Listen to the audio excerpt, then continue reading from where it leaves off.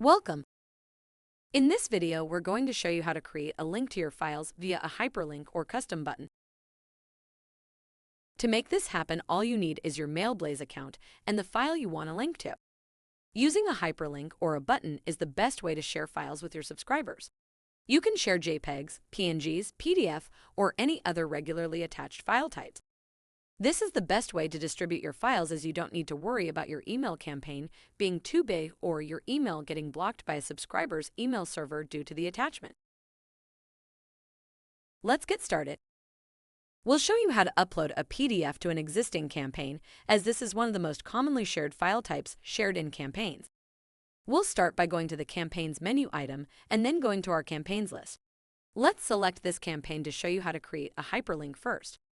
Now that we've opened our campaign and gone through to the design pane, we can add a structure into our design and then drag and drop a text content block into the structure to where we want to link to the PDF document in the design. Next, let's add some text here. Now we'll highlight the text section that says download our ebook here and insert our PDF. With the text highlighted, we simply click on the link icon here in the text editor pane. The link menu will pop up where we'll be able to change the display name. This is useful in case we want to make some last-minute change or didn't select all the text the first time.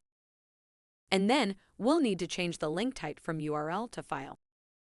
Now we will upload our file by dragging or dropping it into the file manager or uploading it from our computer. If you've already uploaded your file, you can just choose the right file from your media library. You'll see that the link gets generated automatically, and we can now press OK. And there it is. We've created our first hyperlink. Please note that there is a limit of 2 megabytes per file, which means you can't upload files that are larger than 2 megabytes. Let's show you how to link a file to a button.